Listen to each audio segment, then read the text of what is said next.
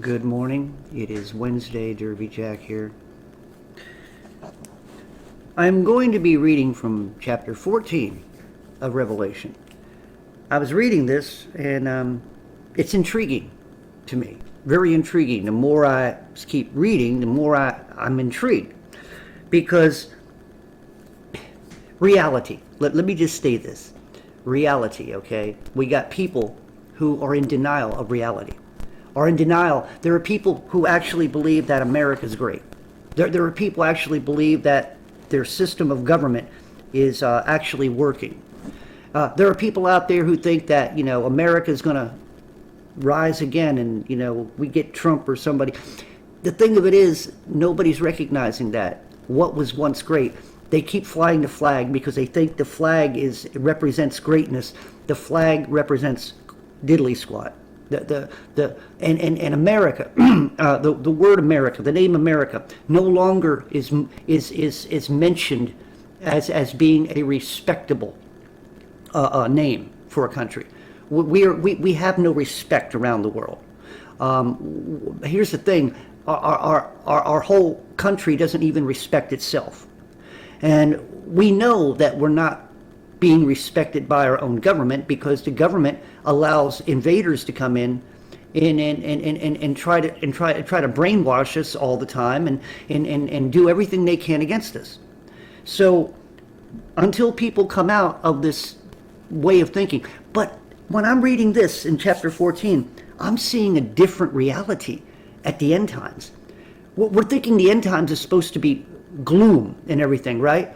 But in a way, from God's point of view, I'm seeing a different reality here. The end times is supposed to be a joyous thing. Those who have fallen away, or those who are not part of God, they're just, what I'm reading here, it's going to be a glorious time. To them, it ain't going to be glorious. But from God's point of view, it's going to be. Now listen, chapter 14. And I looked, and lo, a lamb stood on the Mount Sion, with him 144,000, having his father's name written in their foreheads. 2. And I heard a voice from heaven, as the voice of many waters, and as the voice of a great thunder. And I heard the voice of harpers harping their harps. See, this is supposed to be the end times. And we got musicians playing music. Listen.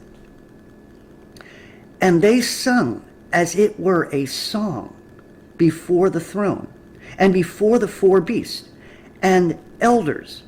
And no man could learn that song but the 144,000 which were redeemed from the earth. Now, this is going to be a song that nobody knows except them. I'm a musician, a songwriter. Do you know what that's like to me? I want to know what the song is. I would like to sing it myself, but I can't. But only these particular ones, these chosen, the 144,000. Okay. Now, this is intriguing to me because no man on earth, no man is innocent when it comes to your flesh. No man it can sit there and say, I was born sinless. What it is that I'm trying to really understand this. But these are, so 44,000 which were redeemed on earth. 4, these are they which were not defiled with women. They are virgins. These are they which follow the Lamb whithersoever he goes. I don't know who exactly the 144,000 are. All I know is that apparently they kept themselves purified. They were, whether they were here from the earth or whether they are 144,000 angels, I don't know. But what I do know is that with them singing and harps being, and whatever music's being played, it's a joyous time. Now, the Lamb whatsoever he hath go. These were redeemed from among the men, being the firstfruits unto God and the Lamb. 5. And in their mouth was found no guile, for they are without fault before the throne of God. And I saw another angel. Think about this. Humanity, when you were born into this world, you were born in a body of a fallen, sinful person. Your soul is trapped in this mortal body. This mortal body which gravitates, and the mind, which can gravitate into sin quite easily, if the person, depending on how the person's brought up and stuff. But we all have sin in our nature. Whether it's a man looking at a woman in a short, tight dress for a split second, and then turns away, that split second was a second of a nature of the sin that was within him. But these people, whoever they are, you're thinking they'd have to be men, right? Because it says that they were with no women. Now, I can't wrap my head around all of this, okay? I'm still, but I will say this, is that these were chosen to follow the Lamb, no matter where he goes. They're his entourage in the end times. Now, woo! And in their mouth was no guile. Okay, 6. And I saw another angel fly in the midst of heaven, having the everlasting gospel to preach unto them that dwell on the earth, and to every nation and kindred and tongue and people, saying with a loud voice, Fear God, and give glory to him, for the hour of his judgment has come.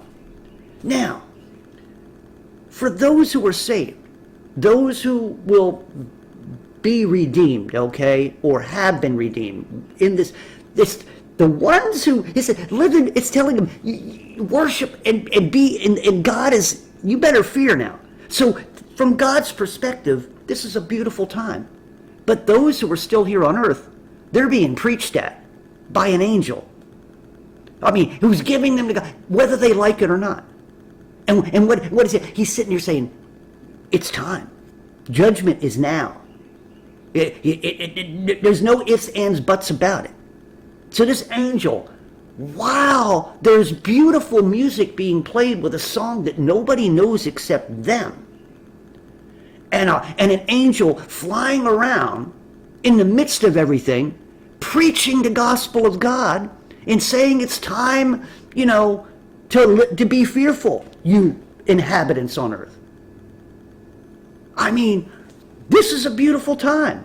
Now, not to those who are going to reject God, not to those who are going to curse God, not to those who are going to turn their back away. They probably won't be able to, because even the unbelievers will be in awe. Just imagine your life. You've lived in defiance all your life. You had God try to get your attention over and over again, but you decided that you just didn't give two craps about what God thought. Didn't care whether the word was real or not. Didn't care about nothing but your own selfish self, right? And now you are made. You have been dropped to your knees, and you now have to listen to the gospel, because this is the final moment. This is where you find out what reality really is. I'm going to tell you something. I don't want to be amongst the inhabitants of the earth when all this is happening. I want to be on the other side. I want to be above looking down. I want to be part of that chorus. I want to be part of that. Not down here wondering what the hell is going to happen next. 7, saying with a loud voice, fear God and give glory to him, for the hour of his judgment is come, and worship him that made heaven and earth and the sea and the fountains of waters. 8, and there followed another angel, saying, Babylon is fallen, that great city, because she made all nations drink the wine of the wrath of her fornication. And the third angel, now we got angels popping out everywhere. Because now, this beautiful time with the beautiful music, and angels flying around, one preaching, and now another one coming out saying, Babylon, you've fallen. Humanity, you've fallen. You finally fell all the way down. This is a beautiful moment. A beautiful moment in time. The last time. Beautiful moment. But it depends on which side you're on. There's going to be a sign that isn't seen to be beautiful. They're not going to be listening to that music as if it's a beautiful thing. To them, that music is the most horrible thing. To those people who will be on the dwellers of the earth. Make it sound so bad. We're great. We're God's great creation, but now those left behind are dwellers on the earth. Dwellers. Sound like a bunch of insects, don't you? Dwellers. Like rats dwelling. Well, the big shots will be, dwelling, right? In caves and 8, and there followed another angel, saying, Babylon is fallen, the great city, because she made all nations drink of the wine of her fornication. And the third angel followed them, saying with a loud voice, if any man worship the beast and his image, and receive his mark in his forehead and his hand, the same shall drink of the wine of the wrath of God, which is poured out without mixture onto the cup of his indignation, and he shall be tormented with fire and brimstone in the presence of the holy angels and in the presence of the Lamb. This is a beautiful moment. This is the end times.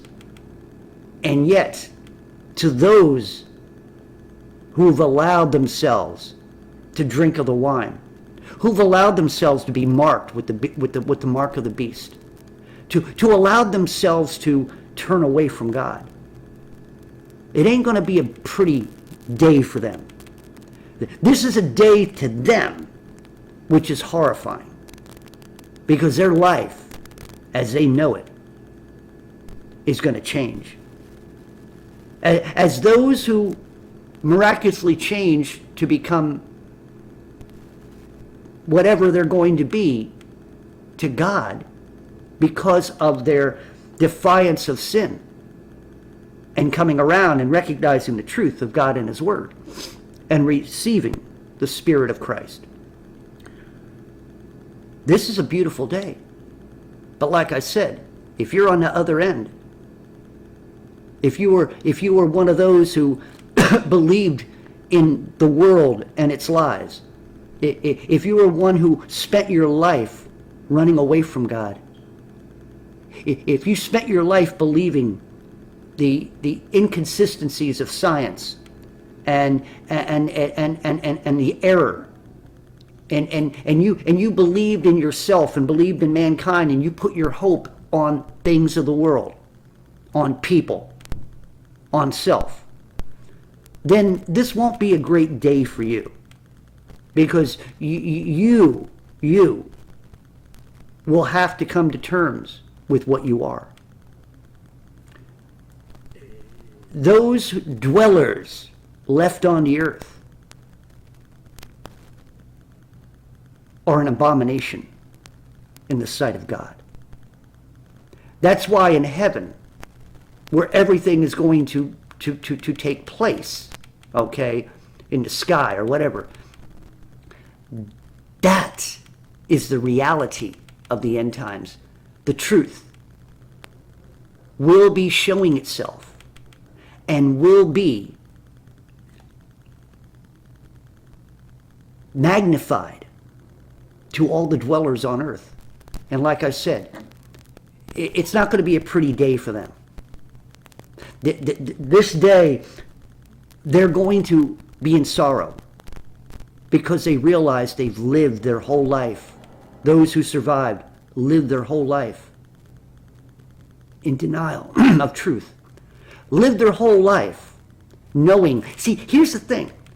All those people, when they realize what they are, and they realize, because that's what is going to be built up in them, when they realize what they realize they've been rejected by God.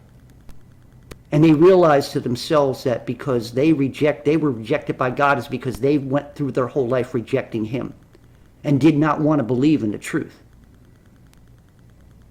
And so this beautiful day is going to be a day of torment in their minds. It's going to be engraved in their hearts as being the day that they were considered nothing. They were considered error in the eyes of God. The God they never wanted to believe in. The God they wanted to reject. They will be the error of their own. They'll be the error. Their whole existence had been in error.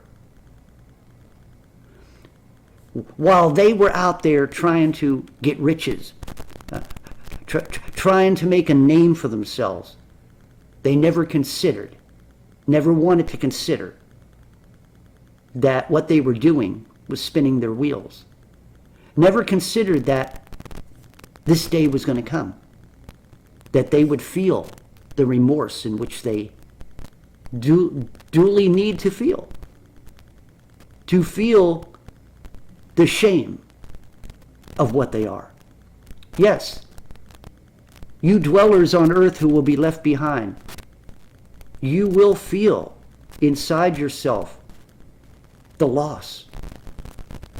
You will recognize at that moment, all you heathens, all you witches, warlocks, all you possessed people, when you finally are awakened, it will be too late. Because that's when God is really going to be reading hearts. And most of those hearts, He ain't going to want to look at. Because most of those hearts, at that moment, while the singing and beautiful music's being played above and preaching and all kinds of things, these people are cursing God. These people are hating on God. These people wish that they could kill God. That's what's going to happen. And the truth of humanity is going to show itself as being the ignorant piece of crap it is under the heavens. The earth dwellers who were left behind, who were a plague onto heaven, will never see that heaven. Will never be in the presence of God forever and ever. And all they have now is dread in their hearts. And they will go to hell with Satan and his entourage, where they shouldn't be. But they're going to feel the same fate for eternity because of their defiance throughout their whole life. So I want you to think about where you want to be. Would you like to be part of that 144,000, or would you like to be separated to where you're not a dweller here on earth when all this goes down? Because I don't want to listen to that music and hate it. I want to listen to that music and love it. And whatever that song is, God, I wish I could sing it. I wish I knew the words. But it's going to be beautiful. The day of the Lord is going to be beautiful. To those who believe, the day of the Lord is going to be wonderful. to those who are ready. The day of the Lord is going to be a day of magnificence. You can't even put words around it. A beautiful time to be alive or to be dead in this life. For those who died in Christ, but like I said, on the other end of the spectrum, there's going to be a lot of sorrow, a lot of gnawing at the teeth, a lot of backbiting, a lot of hating. People are going to curse God. They're going to hate God, even to their death and even to their traveling to the crypts of hell. They will curse God forever and ever and ever. But the rest of us who are of his will be joyous forever and ever. So these are some things that people need to think about, because it's coming. This manufactured world isn't going to last forever. Its lease is almost up. And Satan's lease is almost up as being the slumlord. It's coming. So it's going to depend on you. I want you to think about this. Where are you going to be? Are you going to listen to that music and be glorified? Or are you going to listen to that music and hate? Something to think about. Derby Jack out. See you all on the other side.